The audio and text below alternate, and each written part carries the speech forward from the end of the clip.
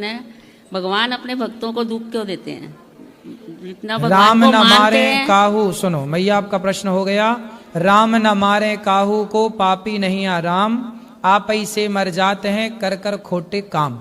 भगवान किसी को दुख नहीं देते। को न काहू को सुख दुख कर दाता, निज कृत कर्म भोग सब भ्राता।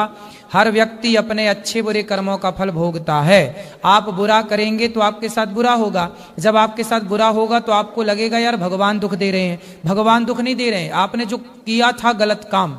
जैसे भीष्म पितामह ने एक सांप को कांटे के ढेर में फेंक दिया था कुछ जन्म पहले, तो कांटे चुभ गए ढेर सारे, कांटा चुभने से सांप मर गया। तो जैसे पितामह के द्वारा सांप को कांटों की सैया दी गई, तो पितामह भीष्म को भी बाणों की सैया पर लेट करके वो सांप को जो कांटों में सुलाया था उसका बदला इस जन्म में पूरा हुआ।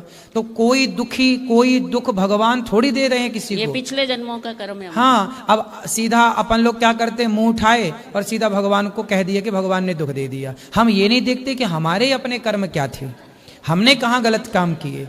अच्छा ये बताओ, भगवान से आपकी कोई मैया दुश्मनी है? भगवान आपको दुख क्यों देंगे ये बताओ?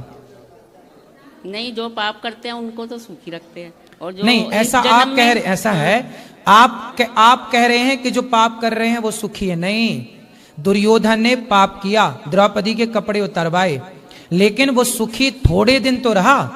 पांडव वनवास चले गए, वनवास 12 साल, 1 वर्ष का अज्ञातवास, 13 साल सुखी रहा दुर्योधन। द्रौपदी के कपड़े उतारने के बाद 13 से 14 साल सुखी रहा। 15वें साल तो द्रौपदी के कपड़े में हाथ लगाया ना जिस दिन, उस दिन से 15वें साल में सर्वनाश होना स्टार्ट हो गया।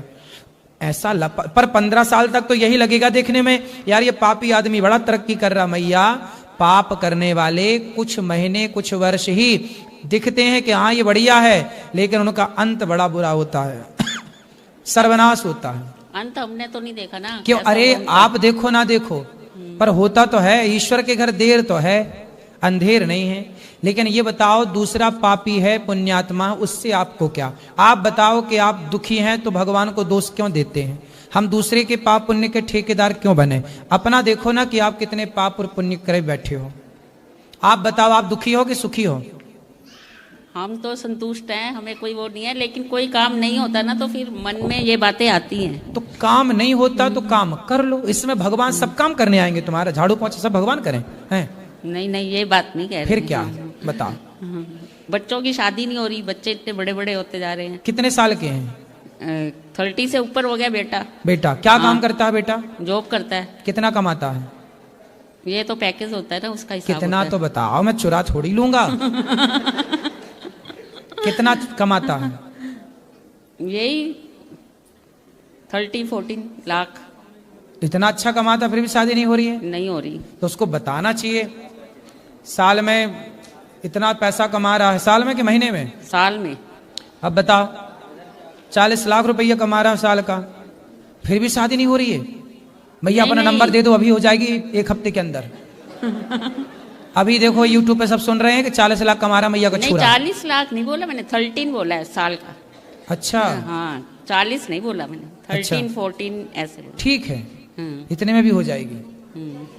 हाँ। कहाँ नंबर दें? हैं? कहाँ पर लिखवाएं? आप अपना नंबर बोल दो, मोबाइल ऐसी YouTube पे आ जाएगा, अपने आप छोरियों के फोन आने लग जाएंगे। YouTube पे नहीं मैं बोलूं। राधे राधे।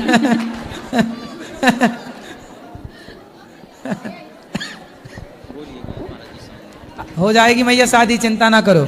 बेटे से बोलना पीपल की पूजा करे, सवेरे जल चढ़ाया करे, शाम को दीपक जलाया करे।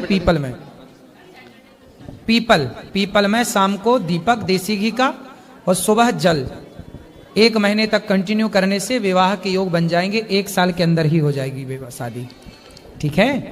जब ब्याह हो जाए तो बहू को, दुल्हा दुल्हन को दोनों के लेके आना, बेटा बहू को, ठीक है? खुश रहिए।